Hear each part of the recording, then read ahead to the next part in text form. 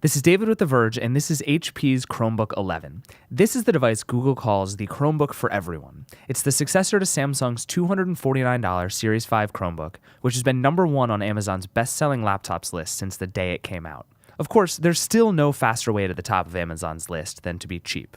That's why the Chromebook 11 is just $279. The Chromebook 11 has a dual-core Samsung Exynos processor, a 2-year-old chip that's also in the Nexus 10 tablet and in last year's Chromebook. It comes with 2 gigs of RAM and 16 gigabytes of internal storage, which are roughly what you'd expect to find on a high-end smartphone.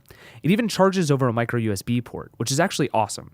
It comes with a super powerful, long cable that can also charge your phone, and for most people it means you'll only need one cable to charge your phone, tablet, and laptop. Any charger other than HP's will charge your laptop much more slowly, but there's no chance you'll ever be totally out of luck. From a pure hardware perspective, the Chromebook 11 is not that different from just attaching a keyboard to a Nexus 10, and the Nexus 10 has a better screen and better apps. But what the Chromebook 11 is beautiful. It's a thin, light laptop, about 2 1/3 pounds and about 2/3 of an inch thick. It's almost exactly the size of the 11-inch MacBook Air.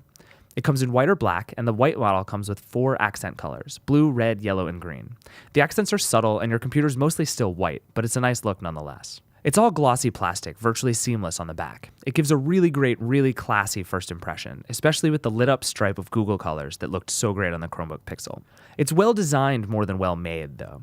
The plastic is slick and gets oily and full of fingerprints really easily, and it creaks and gives when you pick it up in the wrong place. The Chromebook's 11.6-inch 1366 by 768 display is really good, surprisingly so, given the relatively average resolution. Colors are great and accurate, especially the deep blacks. The screen's glossy and reflective, but is still perfectly usable, and it's a huge upgrade over the dim, muted display on last year's model.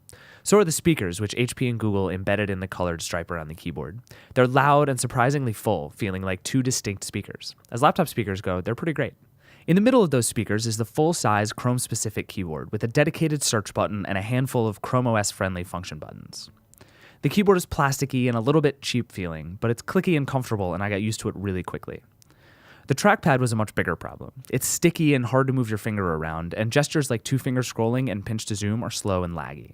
Of course, part of that lag isn't just the touchpad's fault. Chrome OS is still mostly just a series of cleverly disguised browser windows, and if you try to open more than a couple at a time, things start to slow down really quickly. YouTube videos start to stutter and drop frames when you watch them in HD, same with local files.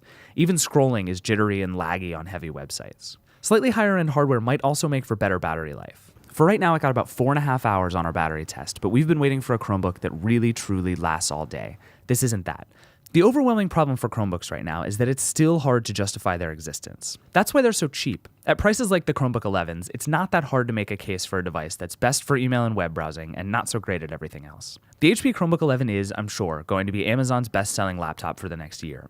And if you know what you're getting into, if you're okay with a computer that's fast enough, nice enough, capable enough, it's a great machine. It's certainly an upgrade over last year's Chromebook with a better display, better keyboard, and a much improved design. For $279, that's not really a bad proposition. Just make sure you know what you're getting into.